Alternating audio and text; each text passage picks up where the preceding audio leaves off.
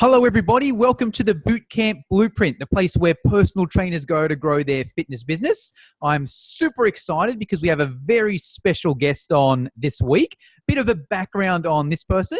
He's the owner and founder at Enterprise Fitness, which is well known as Melbourne's leading and most in-demand personal training studio. They've got a long list of professional athletes that train there, from bodybuilders to professional boxers, and there's trainers and athletes that have traveled from over 10 different countries, I believe, to train at Enterprise, and their clients have won something like over 250 titles. This person is also the host of the podcast, Enterprise Fitness Podcast, where Mark interviews some of the biggest names in fitness, the likes of Charles Poliquin, and also on the mindset side of things, the likes of John DeMartini from The Secret. And Mark is also a mentor for personal trainers. He's the head mentor at the Wolfpack, which is well known across Australia as the ultimate PT mentor program. And I know this personally because I've had quite a few friends that have gone through this program here, and it's all about making good personal trainers great. So anyways, without further ado, let me introduce the one and only Mr. Mark Ottobre. Mark, how are you? I'm very well. Thank you for a lovely introduction. I was being modest. I could have gone all day on that, so I thought I'll minimize it to the bare minimum. Mark, I like to start all my podcasts off with a quote or mantra that inspires you or fires you up. Have you got one for us? Yeah, well, I'm not really a rah-rah kind of guy, but I'll give you a quote that I ponder often, and that's when the voice and the vision on the inside gets louder and clearer than all voices and opinions on the outside, that's when you've mastered your life. So that was said by John DeMartini. But I mean, I've got a lot of different mantras depending on, I suppose, what time of year it is, what's week or what's happening in my life. But you asking me that, that's what comes to mind. And really, it's something that it's create you, and it's something that Ben Pekalski actually said to me recently, and it's a reiteration of what I just said, which is create you before the world creates you. You know, take 3 minutes every day to get inside your own head and create yourself before the world dictates your schedule and creates you for you. So, yeah. Love that. I'm a fan of a similar philosophy myself. I like the version I use to inspire myself is if my passion and what I want to do is more important than what other people think of me, that's when I know I've mastered it. So I love that side of things there. Now, Mark, I gave a bit of an introduction about some of the things you've done over your career, and a lot of trainers are probably listening to this and thinking, wow, how does he do it? How did he do it? How can I get to be that level there? And ideally, that's what I'd like to talk about today. If there's a trainer watching this, maybe they're just starting off, or maybe they've been in the industry for a while and they're pretty stagnant. They're like, all right, well, hey, this Mark guy is one of the top guys in the field. How can I do that there? That's what I'd like to talk about, Mark. So first of all, is that cool with you if we hear your story today? Absolutely. Cool. Thank you. Definitely. Awesome. Well, look, let's kick it off. Feel free to start wherever you want to start and run us through. How did Mark get to where he is today? And feel free to stop along the way if you've got any pointers. And if I see something, I'll point in there as well. But let's go for it. Start where you want to start and let us know your story. Awesome. So there's a lot of layers to the question, and I suppose there's a lot of layers in which I could tell the story and answer the story. So I'll probably start with something that a student of mine said to me very recently, and that is, you've got to eat shit until you be the shit. And I never heard that before, but apparently it's a saying, and I thought, well, you know, it's kind of true. So I started off as the fat kid at school, which a lot of people probably already know my story. I was the fat kid, and then, you know, your voids in life dictate your values. So then, you know, I got into weight training, loved it, got bitten by the bug, and just wanted to spend all day, every day at the gym. So I'm a hardcore gym guy. When I go on holiday, I'm at the gym, right? At school, it's where's Mark? He's at the gym. You know, my family were always saying, you know, we're going to buy you a house or buy you an apartment near the gym. And I'm like, yeah, sure, do it. Like, you should live on top of the gym. So, yeah, I was that guy. And, you know, I was never the guy that didn't think he was big enough. I was the guy who thought he wasn't lean enough. So I'm not, and that's probably what's led me on a different path to say most who get into bodybuilding. They want to get as big as possible. I was never that guy. I was just wanting to get leaner, really, and look a certain way. So from that, I finished school with a subject award in my art class. And from that, the careers counselor, I said, you know, I'm thinking about doing personal training. she kind of said, don't do personal training because it's too competitive and I'm not in that industry.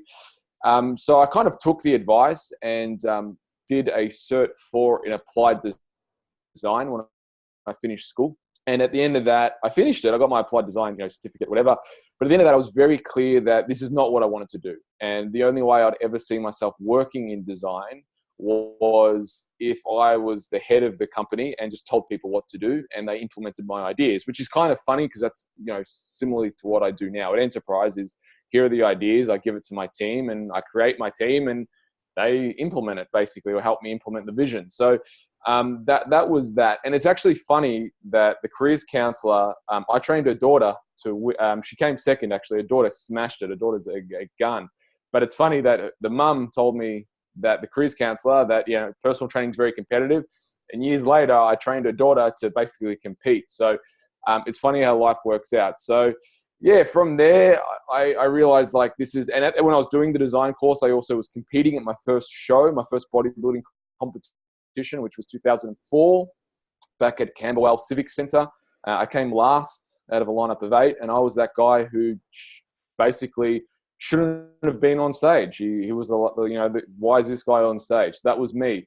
And again, that created another great void inside of myself, which was, it was a very hard prep. People throw around starvation diet, rebounding, all those kind of things. Without getting into too much of the weeds of that, I put on 14 kilos in like 3 days. A lot of it water weight, but I was very depleted. It was just stupid advice that I was following, really, when it comes down to it. So that built in me another void, and I said that I wanted to learn and be the guru. I wanted to be the guy that this didn't happen again. So I competed again a bunch of times, and then I looked at an opportunity. So at the time, I was working at Genesis in Ringwood. That's when I met Janet Kane, who won. Then I started coaching. She went on to win 4 Australian titles. She's won the Arnold Classic 3 times. And she basically became my biggest advocate. And through her getting results and me having, I suppose, a willing student to apply my craft, she then was able, people saw that, and then she would point to me as the coach. And people started training with me, and then I started getting them results. And then, all of a sudden I became known as this guy who was in the, training figure competitors and training fitness models. But truth be known, I never went into this wanting to be that guy. In actual fact, I fought it a lot. I didn't want to train figure competitors. I didn't want to be known as the guy who trained figure competitors. I didn't want to be known as a comp rep coach because I felt there was more to me. So, but anyway, at some point I kind of said, all right, well, if that's what people think I am, cool, let's just go with that then. And then when I did that, I started getting more female competitors, and then I started getting guys, and they started winning. So it was really just a matter of applying my craft and applying it to the best of my ability to the people who were coming to see me. And that led to, one thing led to another and led to another. And then I kind of carved out myself a niche training competitors. And then I got an opportunity to work with Freddie Tukes, who was a sparring partner with Floyd Mayweather, Costa Zoo. He was a sparring partner of like who's who of boxing, right? And he said, this is my time. He was getting a bit older. He was 39. In boxing, that's obviously older. And this is my time to have a crack. And then I was his strength coach for the Australian welterweight title. He came out looking better than he ever has, and he won. And then that got the attention of some of the boxing people. And then that led to me meeting Andrew Maloney.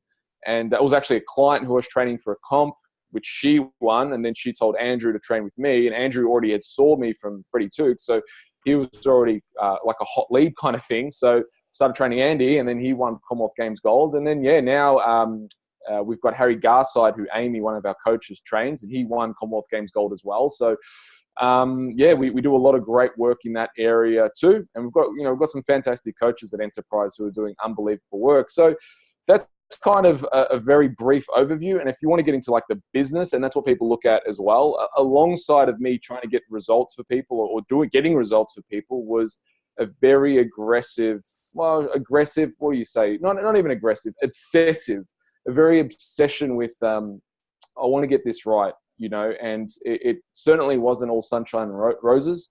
I was telling someone the other day, actually, my first business project was the Alpha Body, which was an online mentoring site where I sold my coaching for a month of coaching at $49 a month. And that's kind of what everyone was doing. There was a landing page people would land on. you'd leave your details to go through to the next page.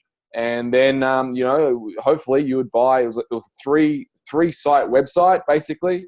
And then at the end of it, hopefully you're giving me your money to do online coaching. And surprisingly, with 3 web pages, I actually got clients. I was actually successful enough not to give up, which is both a good and a bad thing, because I thought it was a good idea at the time. And it ended up being like, I remember I was doing my numbers one year, and I looked at how much I was earning from online versus how much I was earning from face-to-face. And it wasn't even, 10% for the amount of time. I was spending 80% of my time working on online, and it was giving me less than 20% of my income. And at that time, it was a hard decision, but I said, I really got it. And I think it was about 2009. I said, no more. Or 2010, actually. I'm not going to focus on this anymore. And that was really a turning point in my career. So just to backtrack a little bit, I did the Alpha Body, which essentially was 3 years of really just working on that. So it was a 52-week e-class course where I'd coach people online. And then obviously, once you've got that online, you build the course, you want people to join the course. So then you have to educate yourself in marketing. So then my idea was, all right, I'm going to get this content that I've already created, repurpose it, make an ebook. And the ebook was The Truth About Supplements. The ebook even got a foreword by Johnny Bowden, who is one of the greats, all-time greats in nutrition. He's written multiple best-selling books. So I got a foreword from him. And he was a guy who really gave me a push early on. And he's older now. He's about 70-odd. I love Johnny Bowden. He's really one of the guys who a pioneer in the field of nutrition and just sensational guy. So to get his it was probably a very impactful moment for me in my career to have someone like that say, hey, you're actually good at this, just keep going. So that kept me in the game, and that meant a lot more to me than I suppose I can put to words to have him I suppose validate me in a sense. So that kept me going. I put The Truth About Supplements out. First week I got about 35 sales, and then after that it was a little bit here and there. And I remember one of the affiliates, because I had it up on ClickBank, they had a massive list, and they got me 50 sales in a weekend. I was like, wow. And I realized they also took 70% of those sales. So the dream of being a millionaire online was getting crushed very, very quickly. And I realized that, for me to actually make a significant amount of money online, I'm actually going to become an online marketer. I'm going to become an internet marketer. And that's not what I want to do. That's not who I wanted to be. I'm like, am I allowed to swear on this? Yep, you go for it. Yeah. I was basically, I remember looking at it going, for me to go to the next level, I need to become an online marketer. And I was like, fuck this. This is not what I signed up for PT for. So it was at that point where I just said, you know what, I'm gonna close down the Alpha Body. I'm gonna close down The Truth About Supplements. If you Google both of those, you can't find them online today. And I'm just going to focus on getting the best results for people possible, of the people who are coming to me. And I did nothing but that for the next portion of my career. And that's when things really started to take off. It was actually then that people started from all over Australia calling me up and saying, hey, you prep such and such. Can you prep me? I'm like, yeah, sure. And, I'd get a call from Tasmania, a call from Adelaide, a call from Perth, a call from Queensland. And, I remember in a week I'd have like 3 or 4 people flying in to come see me. And then that's when I started, and that was another thing. I really resisted the online stuff because I didn't want to be online. I wanted to work face to face. So that's when my business model changed. And I was saying to people, look, I'll do your programming, but it's impossible for me to program and get this right if we just do it over the phone. So come in, let me train you, let's get to know you. And if you don't want to work like that, that's fine. There's other people you can work with, but that's how I work. If you want to work like this, let me know. And people were willing. So, which is awesome and very, very humbling at the same time. So, that's the long and short of it. I was there just to give the folks an idea. I was at Genesis Ringwood earning about, $16.50. That's $16, not $60, $16, 16 50 when I started PT as an employee. And I was willing to, 6 months in or thereabouts, working 6 a.m. till 10 p.m, earning, $400 a week. I was getting ready to throw in the towel, and it was actually that, or at least move and understand other ways I can earn money in the fitness industry. And I was looking at sales roles and this kind of stuff. And then at the time, the manager brought me in, Scott McDonald. He said, hey, we're bringing in this new system at Genesis and Ringwood. It's the IBO system. You can pay rent. I was like, oh, how much is it? He's like, 1,100 a month. I'm like, I don't earn 1,100 a month. There's no way I can do this. Anyway, he sold me on the idea. He's like, dude, you're going to be earning 4 times the amount of money if you do this. And just my naiveness, like naivety, I was like, okay, Scott, if you think this is a good idea, let's do it. So it worked out. It was like my weakness. I was naive to things, but it also worked out for me. So he sold me on it, and I did end up earning a lot more money that way. And that was my baptism of fire, really, because I was forced to become a business owner at that point. And, you know, I was a young kid, you know, I was like 20, 21 years old. I just turned 21. And, you know, when you got clients paying you in cash, you're like, all right, what do I do with this cash? How do I manage it? What's tax? What's BAS? I never learned these things. So I had to learn. And you know, there's no magic or secret to my success. I knew that there were things I didn't know. And I spoke to people. I said, how do you make this work? I'd go to courses, and people would laugh at me. They'd laugh at how much money. I remember at Genesis in Ringwood, there was a course that this company down the road, it was called Life Success. They pitched to everyone in Genesis, all the employees at least. And normally it's a $3,000 course. And they said, because you're, you know, just down the road, we'll give it to you for $1,500.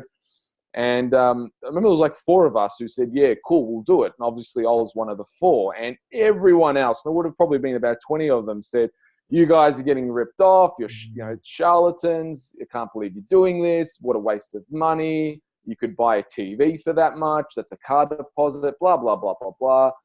And I just thought, well, you know, what else am I going to do? I don't know about this stuff, and I'm going to apply and learn and give it a crack. And yeah, anyway, today, I don't know any of those people, what they're doing today, but I think from what I see on social media is they're probably still in a similar position, you know? So I took a crack, and my business has changed all the better for it. And I just continued to invest. And over the years, you know, I've spent a lot of money on my education. You know, there's been masterminds that have cost me, you know, $20,000, $50,000, one of them.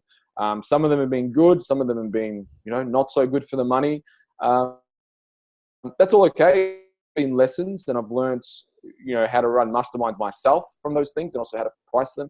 So yeah, it's all been a lesson, and I still you know, education is something I spend a lot of money on it, because, you know, you got to either, if you're growing, if you're green, you're growing. When you're ripe, you're rot, basically. So you got to keep growing, and it's not easy, but you got to have people who push you forward, and you're never going to, I suppose, learn all the lessons necessarily from one person.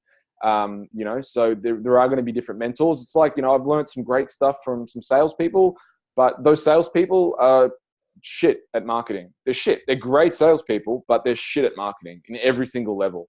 So I go to different people for marketing, and the people who are good at marketing don't know anything about my industry, really. Like, they're great at marketing, and they give me these ideas around what I should do.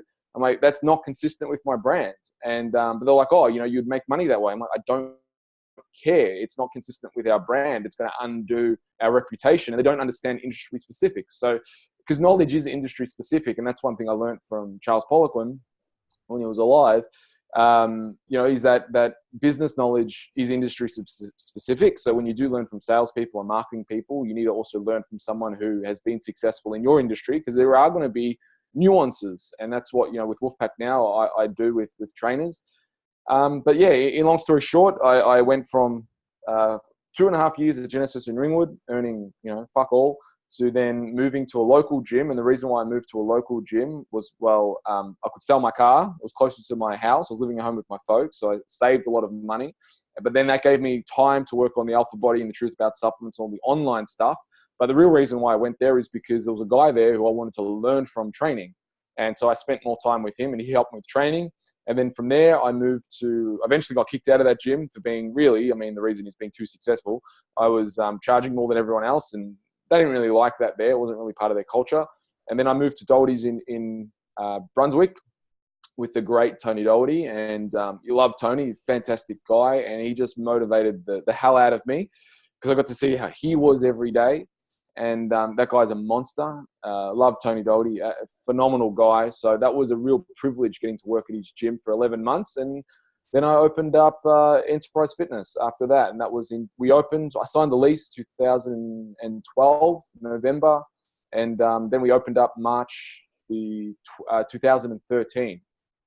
And we've been open, and our engines are revving ever since. And even since opening, there have been lots of lessons around studios, and we've been evolving and obviously launched a new business, which is Wolfpack. So that's an overview of things, and wherever you want to go from there, you're more than happy. Awesome. Well, amazing story. I've taken so much notes there. I'm just going to pick out a few key points that I think every trainer listening can take something out of, because they're good points, but you've also got that story behind it to back it up. So let's just quickly run through those. And then where I'd like to go is talking more about Wolfpack, because that's going to be very specific to trainers listening to this. And maybe we can go into, okay, now how can trainers listening to this be successful? But I'll run through the points I've got down here. And it starts right from the top. You need to eat shit until you be the shit. That's essentially what Mark was doing there when he was working it for $16.50 an hour. What I found is a lot of trainers, they'll finish their qualifications and they don't necessarily want to eat shit. They want to get straight into, cool, I'm going to do this fancy online program, or I'm going to charge $120 an hour, or I'm going to train athletes. And it doesn't always work like that. It's going to be very hard to do that off the bat. So a lot of the time you do need to eat the shit until you be the shit. It was also the becoming guru side of things. So it's not just about, cool, I've done my Cert 3 and 4. Now I know everything I need to know, and I can just help anyone do anything in regards to fitness. Mark went down a specific pathway. All right, cool. I like the competing side of things. I'm going to become the guru when it comes to competing. So Mark specialized in that area and got a lot of good info in that area, and then also niched down to that area. It was more of an accident than anything, but still got a niche there where it's like, cool, this is what I know a lot about. These are the people that are contacting me in that one specific area there. From that, there was knowing the numbers. So a lot of the time in any business, right, if you don't sort of sit down and be like, all right, what am I actually doing and what's making me the most money? It's easy to get distracted and spend a bit of time doing this and spend a bit of time doing that. But if you can sit down and be like, all right, cool, well, 80% of my money is coming from this thing here, and this thing here I'm spending whatever, a couple of hours a day on, and then I'm getting very minimal from the other stuff I'm doing. Do I really need to do that other stuff? All right, maybe I can it off and focus more on the stuff I'm good at, or I spend that time on something else. So that was important there. The investing in yourself, very, very important. I think we'll get to that probably more on the Wolfpack side of things, and also the mentor side of things as well. So in Mark's story, he did two things. He invested in himself, in business, in training, in courses, but also worked under different mentors as well. Both of those steps, I think, are missing in a lot of trainers, but anyone really, right? Where they don't necessarily want to spend a lot of money or invest a lot of money in courses to upskill, but also just invest or follow someone or pay someone or whatever it may be to have a mentor to teach you along that. And also even just one little point I wanted to touch on was just that rent-based system as well, because that's another point where I speak to a lot of trainers and they're like, oh, the industry can be tough. I've got to spend, $300 a week or $400 a week on rent. And, it's a lot of money, and depends how you look at it, right? Because as you probably know as a studio owner, if you pay $300 a week rent, but you get access to a gym with all this equipment and all these facilities and a front desk and a whole heap of people there, it's a pretty good deal, right? You'd have to pay a lot more if you went out on your own, but also it forces you to think like a business owner, because it's not, if you go into that philosophy with, oh, okay, this is an expense, all right, I'm going to waste $300 a week, so I'm not going to do it. Or you can flip the switch and be like, all right, hey, here's an investment. I'm investing $300 a week, but I get access to this, and this. So there were the key takeaways there. Did you want to add anything on that, or do you want to get into the Wolfpack? Yeah. So this industry, I think, quite honestly, there's just too much ego. And the way I'd phrase it is, if you're the smartest guy in the room or girl, find a different room, And what I see the mistake of most trainers is whether and people like to blame Cert 3 and Cert 4 for not educating people properly. But who are we kidding? It's not Cert 3 and Cert 4. It's the individual who has their ego the size of a house, who thinks before they even do their Cert 3 and Cert 4 that they know everything. So it's not Cert 3 and Cert 4. It's really the level of the individual who just thinks they know everything. And hey, look, I did these bicep curls and my bicep grew, and that's all I need to know. And look, I've got some results because I lost a little bit of body fat myself. and they're not open to ways. And that's the thing. Like if I go up, if I go up into a fitness first, let's say, for example, today, there's a dude doing bench press and I go up and I say, hey, dude, you're doing it wrong. He's not going to be very responsive to me, unless maybe, I've got 100 kilos of muscle at 4% body fat. But even then, he's probably going to get his back up against the wall. If I go up to a girl, let's say at a mainstream gym, and I tell her she's doing squats wrong, her ego, no, I'm doing it right. No, that's what people are very naturally defensive. And I don't know what it is about the fitness industry, but people are, I think, even more on guard. And that's why I think there's less receptive to courses, less receptive to knowing. But at the same time, I think it is changing because the standard of trainer, people like myself, are just too good that people have to go, right, well, I have to somehow catch up. And how do I catch up? I've got to learn, because these guys, there's a lot of leaders in the industry who are learning and putting great information out. So people are learning. So somewhat it's training, but I think on face value, there is a resistance, I think, to opening up and saying, I don't know. And again, I think it is a nuance of the fitness industry where people do carry their ego as almost a badge of honor, and they don't want to listen because, when you do tweak their technique and their form, instead of lifting at 100 kilos, they're now lifting 60 kilos and they feel weak. And, this whole time for 2 years, you're telling me that I've been doing it wrong. And people have been training 10 years. What do you mean? I've been doing it wrong this whole time, but I've been training 10 years. So I think there is a little bit of, protection of, I don't want to be wrong, because that means that for 10 years I've been wrong. But hell, I did a seminar on the weekends. It was with Ben Pikowski and Jordan Shallows, great guys. And, I say that because I'm in a studio. People are like, oh, well, what are you here? I'm like, well, dude, I want to learn. I'm a student of the game. These guys are great. Ben Pikowski was on a Mr. Olympia stage. Jordan Shallows is an elite level powerlifter. I want to get stronger. I want to look better. I want to know what they know. Why wouldn't I? Even if I just get one tip, which I did, I got heaps out of the weekend with them. But it's constant and keeps you sharper, and you need to be around people who are killers. So it's just constant evolution, and you can't just rest on your laurels and think you're the shit. Actually, in fact, when you think you're the shit, that's when the demise is coming, really. And I've been there as well. So where I thought, I know enough now, and that was really an undoing for me at a certain point. So there's always more to learn. There's always, be a student of the game. And I'd really classify myself as a student of physical culture who's always learning around that, and a student of life, really. So that's my mentality around that. Love that. Well, let's transition on, because there's another point that you brought up there as well, which I loved, and that was the industry specific thing. And what I love about that is you need to have an understanding of your industry. You can't just outsource your sales or outsource your marketing to someone else that doesn't really know your brand. You can after you've mastered it yourself, but it's important to master it yourself. And let's talk about the Wolfpack now. So run through to my listeners, if they've never heard about it, what is the Wolfpack, Mark? Yeah, so I started running courses. I think my first course I ever ran was in 2009. And yeah, I just really had a passion for running courses and speaking and teaching. So I've been at it now 10 years teaching. And one of my big courses that I started running was called the Internship at Enterprise. And, every time we ran an internship, it would sell out. And, we'd always have, 12 odd students at each course. It was quite a private course. And I would say, all right, what's next? And I'd look to my trainers and be like, I don't know. Let's make another course. And then we did another course, and, it ended up being, well, we can do this level 1, level 2 thing. And then I realized, actually, really, if I want to get a result and the level of result that I want, I actually need 12 months with students.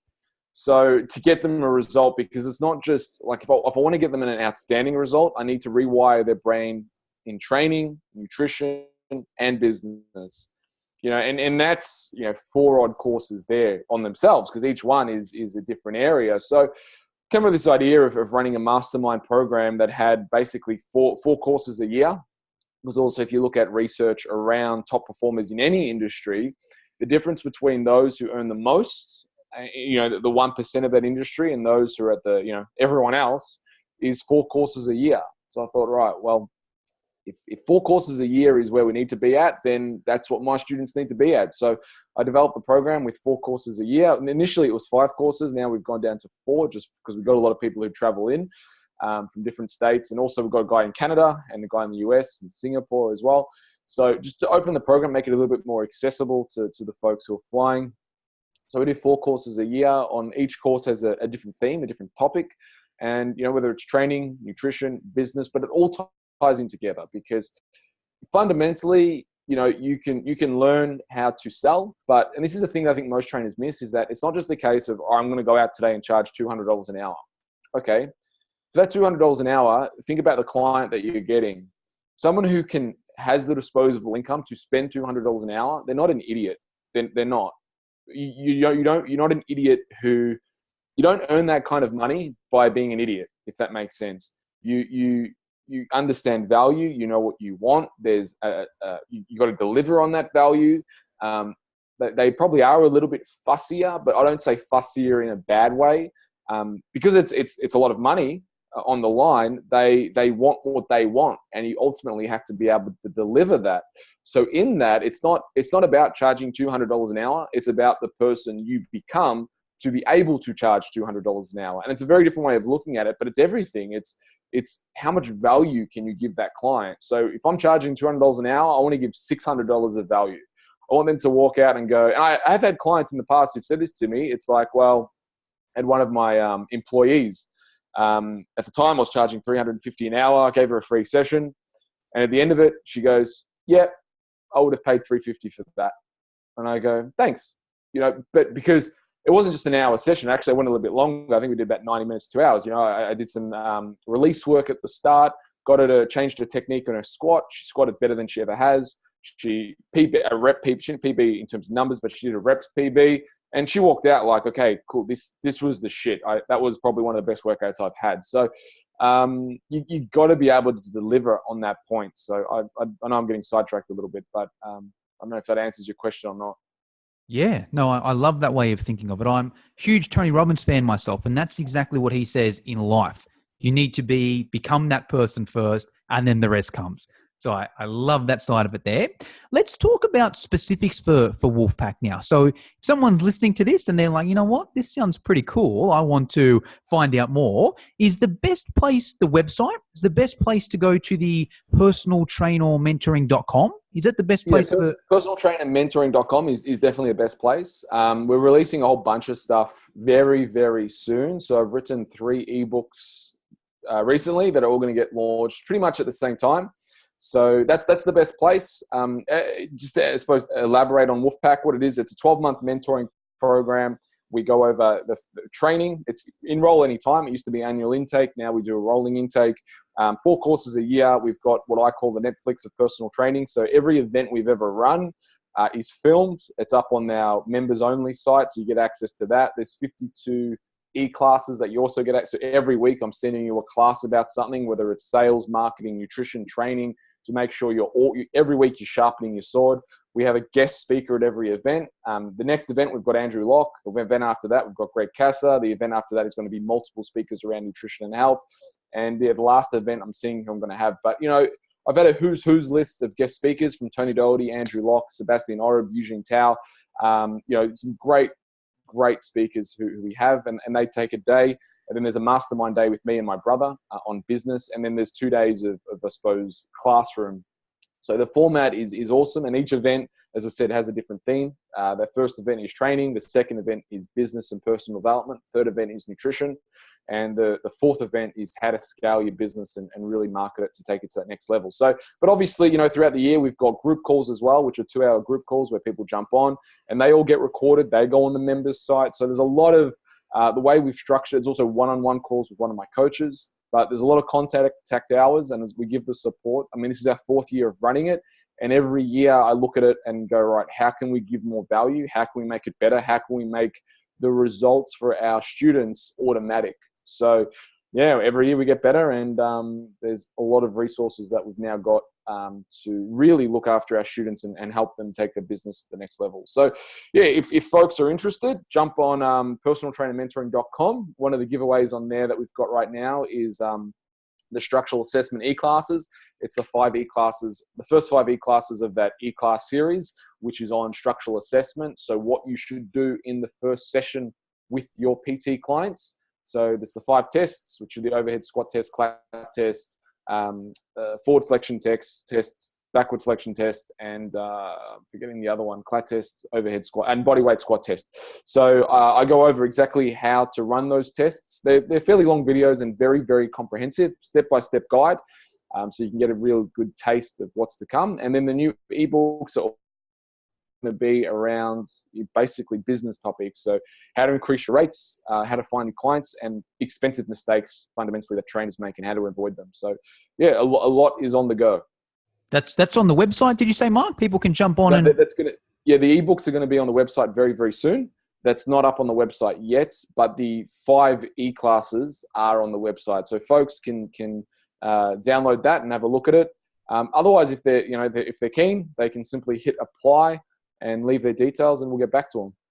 Awesome. All right. I'll put these links in the podcast description as well. While we're talking about links and that sort of thing, I'll list everything I've got here, Mark, because I really think I follow you on social media. So I want to give those links out as well.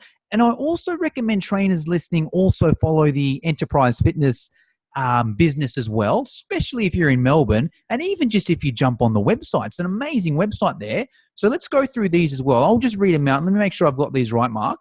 In terms of your Enterprise Fitness, if someone wants to check out that website or head down to the gym, it's the melbournepersonaltrainers.com. That's correct. Awesome. On Facebook, we can go to Enterprise Fitness. Yep, Enterprise Fitness Australia is Facebook, but you'll find it. If you type in Enterprise Fitness, you'll find us. Easy. Awesome. And Instagram, Enterprise Fitness Melbourne. That's the one. Yep. And I believe you've also got a quite active YouTube channel as well, Enterprise Fitness Melbourne. Yep. Yeah, we do a video every week, and we've got our Wolf's Den on there as well. So the podcast that we do, but we bring people in live studio audience style. So it's like a talk show with me as your host. So yeah, it's pretty cool. And they're all on YouTube on the Enterprise Fitness Melbourne? Yeah, they're all on YouTube and on our iTunes as well. So awesome. Yeah, folks can check that out. I'll throw all those links on the description. Just before we finish up here, Mark, one question I like to ask all my guests. Now, this is going to be an interesting one for you. The question I ask is, hey, who have been your top mentors, books, podcasts? I'm guessing you've got a few of these. So if you had to narrow it down and maybe just say 1 or 2 in each one of those areas in terms of mentors, books, podcasts. Yeah, there's been an awful lot. So probably the 2 that have had a very big impact on me is Charles Poliquin, who's no longer with us. He had a massive impact on my career and really put me on a kind of showed me what's important and showed me the game. At the time I was playing a different game, and he's like, dude, this isn't the game. This is the game. Obviously they weren't his exact words, but that's what I got from him. So Charles Poliquin definitely has to go on that list. John DeMartini as a way of a construct of principles for life would definitely go on there. More recently, I love Jordan Peterson's work. I've been listening to a lot of Jordan Peterson. Not as much as I'd like at the moment, but I feel like he needs to go on there as well, because I think he's a great, when we're talking about like John DeMartini, Jordan Peterson also should go on there. Greg Kasser, he's been a great influence for me, and he's someone who I respect and admire and love the way he works. Dale Beaumont, Dale, I've known Dale for years.